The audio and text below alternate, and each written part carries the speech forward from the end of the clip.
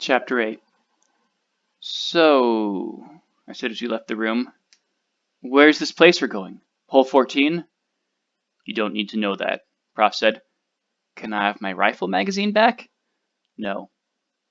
Do I need to know any, I don't know, secret handshakes, special identifiers, codes so other reckoners know I'm one of them? Son, Prof said, you're not one of us. I know, I said quickly, but I don't want anyone to surprise us and think I'm an enemy or something. And Megan, Prof said, jerking his thumb at me, entertain the kid. I need to think. He walked on ahead, joining Tia, and the two of them began speaking quietly. Megan gave me a scowl. I probably deserved it for yammering questions at Prof like that. I was just so nervous. Phaedrus himself, the founder of the Reckoners. Now that I knew what to look for, I recognized him from the descriptions, sparse though they were, that I'd read. The man was a legend, a god among freedom fighters and assassins alike. I was starstruck, and the question had just dribbled out. In truth, I was proud of myself for not asking for an autograph on my gun. My behavior hadn't earned me points with Megan, however, and she obviously didn't like being put on babysitting detail either. Cody and Abraham were talking ahead, which left Megan and me walking beside each other as we moved at a brisk pace down one of the darkened steel tunnels. She was silent. She was really pretty, and she was probably around my age, maybe just a year or two older. I still wasn't certain why she turned cold toward me. Maybe some witty conversation would help with that. So, I said, how long have you, been with the Reckoners? And all. Smooth. Long enough, she said. Were you involved in any of the recent kills? Gyro, Shadow Blight, Earless? Maybe. I doubt Prof would want me sharing specifics. We walked in silence for a time longer. I said, you're not really very entertaining. What? Prof told you to entertain me, I said. That was just to deflect your questions onto someone else. I doubt you'll find anything I do particularly entertaining. I wouldn't say that, I said. I like the striptease. She glared at me. What? Out in the alley, I said, when you... Her expression was so frigid you could have used it to liquid cool a high fire rate stationary gun barrel. Or maybe some drinks. Chill drinks. That was a better metaphor. I didn't think she'd appreciate me using it right then, though. Never mind, I said. Good, she said, turning away from me and continuing on. I breathed out, then chuckled. For a moment there, I thought you'd shoot me. I only shoot people when the job calls for it, she said. You're trying to make small talk. You're simply not very good at it. That's not a shooting offense. Thanks? She nodded, businesslike, which wasn't exactly the reaction I'd hoped to have from a pretty girl whose life I'd saved. Granted, she was the first girl, pretty or not, whose life I'd saved, so I didn't have much of a baseline. Still, she'd been kind of warm to me before, hadn't she? Maybe I just needed to work a little harder.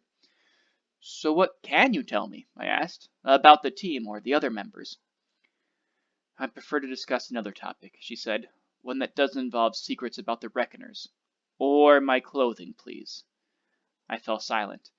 Truth was, I didn't know much other than the Reckoners and the epics in town. Yes, I'd had some schooling at the factory, but only basic kinds of stuff. And before that, I'd lived a year scavenging on the streets, malnourished, barely avoiding death.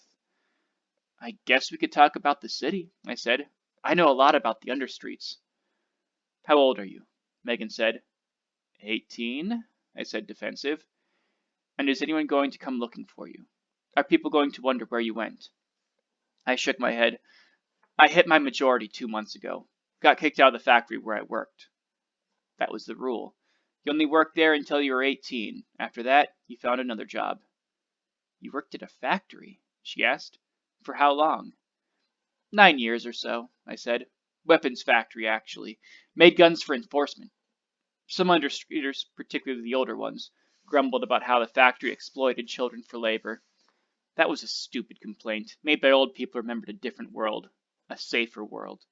In my world, people who gave you the chance to work in exchange for food were saints. Martha saw to it that her workers were fed, clothed, and protected, even from one another.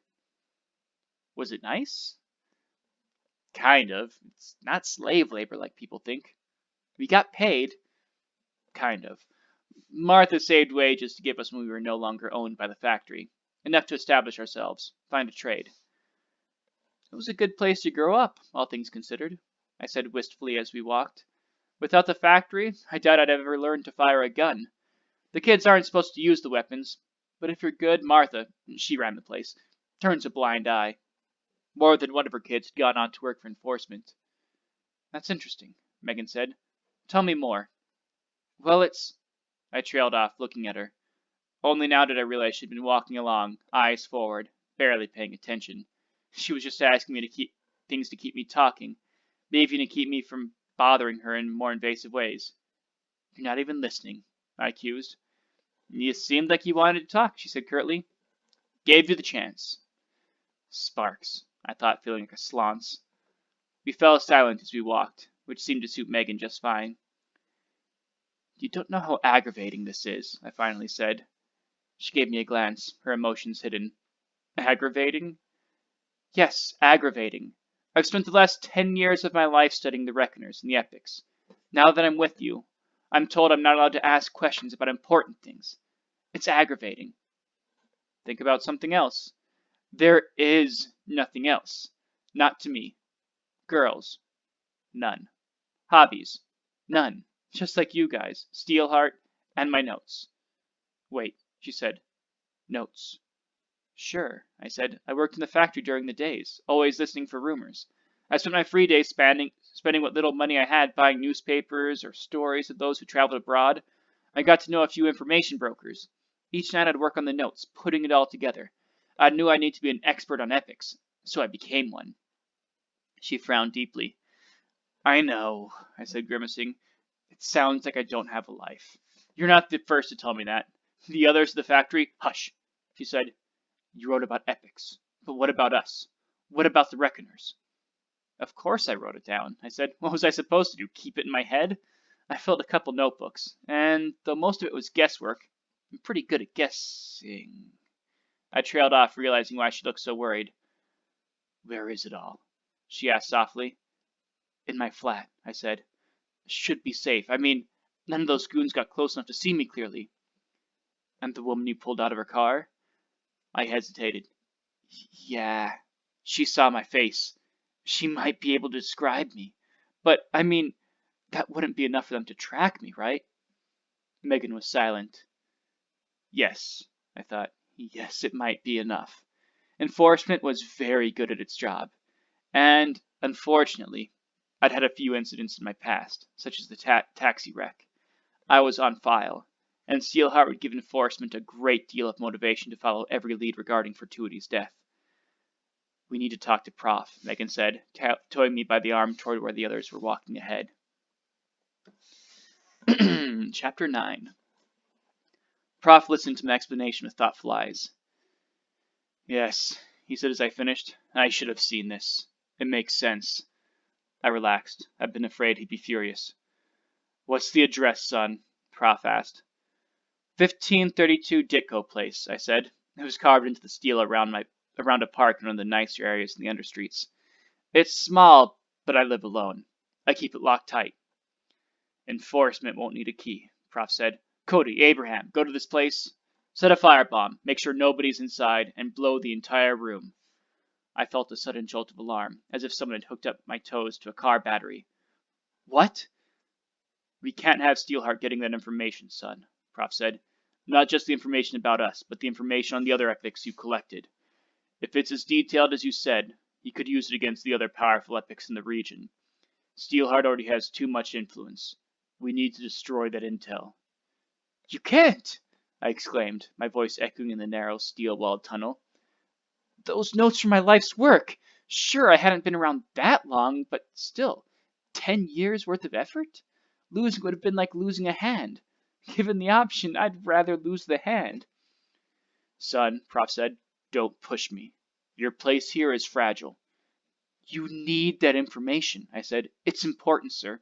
Why would you burn hundreds of pages of information about the powers of epics and their possible weaknesses? You said you gathered it through hearsay. Tia said, her arms crossed. I doubt there's anything in it that we don't already know. Do you know Nightwielder's weakness? I asked, desperate. Nightwielder. He was one of Steelheart's high epic bodyguards, and his powers created the perpetual darkness over New Cago. He was a shadowy figure himself, completely incorporeal, immune to gunfire or weapons of any kind. No, Tia admitted, and I doubt you do either. Sunlight, I said. He becomes solid in sunlight. I've got pictures. You have pictures of Nightwielder, in corporeal form? Tia asked. I think so. The person I bought them from wasn't certain, but I'm reasonably sure. Hey, lad, Cody called. You want to buy Loch Ness for me? I'll give you a good price. I glared at him, and he just shrugged. Loch Ness was in Scotland. I knew that much, and it seemed the crest on Cody's cap might be some kind of Scottish or English deal, but his accent didn't match. Prof, I said, turning back to him. Phaedrus, sir, please, you have to see my plan. Your plan? He didn't seem surprised that I'd worked out his name. For killing Steelheart. You have a plan? Prof asked. For killing the most powerful epic in the country. That's what I told you before. I thought you wanted to join us to get us to do it. I need help, I said, but I didn't come empty-handed. I've got a detailed plan. I think it'll work. Prof just shook his head, looking bemused. Suddenly, Abraham laughed. I like him. He has something un homme téméraire. What? You sure we aren't recruiting, Prof? Yes, Prof said flatly. At least look at my plan before you burn it, I said. Please. John, Tia said, I'd like to see these pictures. They're likely fake, but even so. Fine, Prof said, tossing something to me, the magazine for my rifle. Change of plans. Cody, you take Megan and the boy and go to his place. If enforcement is there and looks like they're going to take this information, destroy it. If the site looks safe, bring it back. Guide me. Whatever you can't carry easily, destroy. Understood? Sure, Cody said. Thank you, I said. It's not a favor, son, and I hope it's not a mistake either. Go on. We may not have much time before they track you. It was getting quiet in the understreets by the time we neared Ditko Place. You'd think that, with the perpetual darkness, there wouldn't really be a day or night in New Cago. But there is. People tend to want to sleep when everyone sleeps, so we settle into routines. Of course, there are a minority who don't like to do as they're told, and even when it comes to something simple. I was one of those. Being up all night means being awake when everyone else is sleeping. It's quieter, more private. The ceiling lights were set to a clock somewhere, and they colored to deeper shades when it was night. The change was subtle, but we learned to notice it. So even though Ditko Place was near the surface, there wasn't much motion on the streets. People were sleeping. We arrived at the park. A large underground chamber carved from the steel. It had numerous holes in the ceiling for fresh air, and blue-violet lights shone from the spotlights around the rim. The center of the tall chamber was cluttered with rocks brought in from outside. Real rocks, not ones that had been turned to steel. There was also wooden playground equipment, moderately well maintained, that had been scavenged off from somewhere. In the daytime, the place would fill with children, the ones too young to work, or the ones with families who could afford not to have them work. Old women and men would gather to knit socks or do simple work. Megan raised her hand to still us. Mobiles? She whispered. Cody sniffed. Do I look like some amateur? He asked. It's on silent. I hesitated, then took mine off the place on my shoulder and double-checked. Fortunately, it was on silent. I took out the battery anyway, just in case. Megan moved quietly out of the tunnel and across the park toward the shadow of a large rock. Cody went next, then I followed, keeping low and moving as quietly as I could, passing large stones growing lichen. Up above, a few cars rumbled by on the roadway that ran past the openings in the ceiling. Late-night commuters heading home. Sometimes they'd throw trash down on us. A surprising number of the rich still had ordinary jobs. Accountants, teachers, salesmen, computer technicians. Though Steelheart's datanet was open only to his most trusted. I'd never seen a real computer, just my mobile. It was a different world up above, and jobs that had once been common were now held by only the privileged. The rest of us worked factories or sewed clothing in the park while watching children play. I watched the Rock and crouched beside Cody and Megan, who were stealthily inspecting the far walls of the chamber where the dwellings were cut. Dozens of holes in the steel provided homes of various sizes. Metal fire escapes had been harvested from unused buildings above and set up here to give access to the holes. So, which one is it? Cody asked. I pointed. See that door on the second level? Far right. That's it. Nice, Cody said. How'd y'all afford a place like this? He asked it casually, but I could tell he was suspicious. They all were. Well, I suppose that was to be expected. I needed a room by myself for my research, I said. The factory where I worked saves all your wages when you're a kid, then gives them to you in 4 yearly chunks when you hit 18. It was enough to get me a year in my own room. Cool, Cody said. I wondered if my explanation passed his test or not. Doesn't look like enforcement has made it here yet. Maybe they couldn't match you from the description. I nodded slowly, though beside me Megan was looking around, her eyes narrowed. What? I asked. It looks too easy. I don't trust things that look too easy. I scanned the far walls. There were a few empty trash bins and some motorbikes chained up beside a stairwell. Some chunks of metal had been etched by enterprising street artists. They weren't supposed to do that, but the people encouraged them, quietly. It was one of the only forms of rebellion the common people ever engaged in. Well, we can't wait here staring until they do come, Cody said, rubbing his face with a leathery finger. Or we can just go. Let's be on with it. He stood up. One of the large trash bins shimmered. Wait, I said, grabbing Cody and pulling him down, my heart leaping. What? He said, anxious, unslinging his rifle. It was of a very fine make, old but well maintained, with a large scope and state-of-the-art suppressor on the front. I'd never been able to get my hands on one of those. The cheaper ones worked poorly, and I found it too hard to aim with them. There, I said, pointing at the trash bin. Watch it. He frowned, but did what I asked. My mind raced, sorting through fragments of remembered research.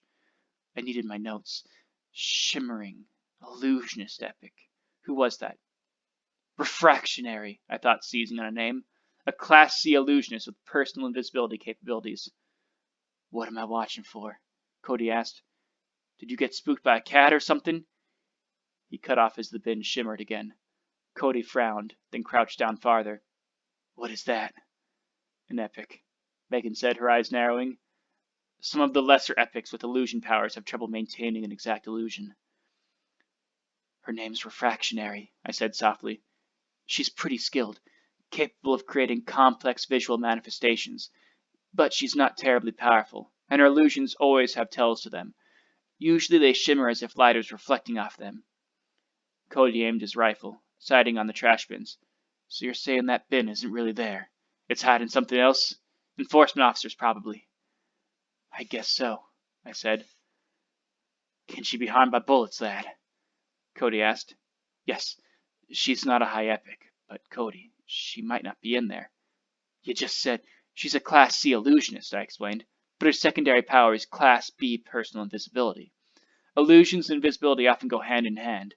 Anyway, she can make herself invisible, but not anything else. Others she has to create an illusion around.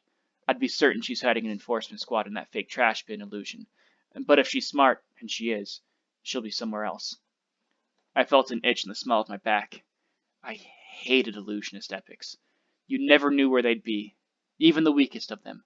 Class D or E, by my own notation system, could make an illusion big enough for themselves to hide in. If they had personal invisibility, it was even worse. There, Megan whispered, pointing toward a large piece of playground equipment. A kind of wooden fort for climbing. See those boxes on the top of the playground tower? They just shimmered. Someone's hiding in them. That's only big enough for one person, I whispered. From that position, whoever's there could see right into my apartment through the door. Sniper? Most likely, Megan said. Refractionary's close, I said. She'll need to be able to see both that playground equipment and the fake garbage bins to keep the illusion going. The range in her powers isn't great. How do we draw her out? Megan asked. She likes to be involved, from what I remember, I said. If we can get the enforcement soldiers to move, she'll stay close to them, in case she needs to give orders or make illusions to support them. Sparks! Cody whispered. How do you know all this, lad? Weren't you listening? Megan asked softly. This is what he does. It's what he's built his life around. He studies them. Cody stroked his chin. He looked as if he'd assumed everything I'd said before was bravado. You know our weaknesses? It's in my notes, I said. I'm trying to remember. Well, illusionists usually can't see if they turn themselves completely invisible. They need light to strike their irises, so you can watch for the eyes. But a really skilled illusionist can make their eyes match the color of their surroundings. But that's not really a weakness, more a limitation of illusionists themselves. What was it? Smoke! I exclaimed, then blushed at the sound of it. Megan shot me a glare. It's her weakness, I whispered. She always avoids people who are smoking, and stays away from any kind of fire. It's pretty well known, and reasonably substantiated as far as epic weaknesses go. Guess we're back to starting the place on fire after all, Cody said. He seemed excited by the prospect. What? No! Prof said. We can still get the information, I said. They're waiting for me, but they only sent a minor epic. That means they want me, but haven't sorted out through that the Reckoners were behind the assassination tonight. Or maybe they don't know how I was involved. They probably haven't cleaned out my room yet, even if they did break in and scan through what's there. Excellent reason to burn the place, Megan said. I'm sorry, but if they're that close... But see, it's essential that we go in now, I said, growing more anxious. We have to see what's been disturbed, if anything. That'll tell us what they've discovered. We burn the place down now and we blind ourselves. The other two hesitated. We can stop them, I said, and we might be able to kill us an epic in the process. Refractionary has plenty of blood on her hands. Just last month, someone cut her off in traffic. She created an illusion of the road turning up ahead, and drove the offender off the freeway and into a home. 6 dead. Children were in the car. Epics had a distinct, even incredible lack of morals or conscience. That bothered some people on a philosophical level. Theorists, scholars, they wondered at the sheer inhumanity many epics manifested. Did the epics kill because Calamity chose, for whatever reason, only terrible people to gain powers? Or did they kill because such amazing power twisted a person, made them irresponsible? There were no conclusive answers. I didn't care. I wasn't a scholar. Yes, I did research, but so did a sports fan when he followed his team. It didn't matter to me why the epics did what they did, any more than a baseball fan wondered at the physics of a bat hitting a ball. Only one thing mattered. Epics gave no thought for ordinary human life. A brutal murder was a fitting retribution, in their minds, for the most minor of infractions. Prof didn't approve hitting an epic, Megan said. This isn't the procedures. Cody chuckled. Killing an epic's always the procedures, lass. You just haven't been with us long enough to understand. I have a smoke grenade in my room, I said. What? Megan asked. How? I grew up working at a munitions plant, I said. We mostly made rifles and handguns, but we worked with other factories. I got to pick up the occasional goodie from the QC reject pile. A smoke grenade is a goodie? Cody asked. I frowned. What did he mean? Of course it was. Who wouldn't want a smoke grenade when offered one? Megan actually showed the faintest of smiles. She understood. I don't get you, girl, I thought. She carried explosives in her shirt and was an excellent shot, but she was worried about procedures when she got a chance to kill an epic? And as soon as she caught me looking at her, her expression grew cold and aloof once again. Had I done something to offend her? If we can get that grenade, I can use it to negate Refractionary's powers, I said. She likes to stay near her teams, so if we can draw the soldiers into an enclosed space, she'll probably follow. I can blow the grenade, then shoot her when it makes her appear. Good notes, Cody said, but how are we going to manage all that and get your notes? Easy, I said, reluctantly handing my rifle to Megan. I'd have a better chance of fooling them if I wasn't armed. We give them the thing they're waiting for. Me,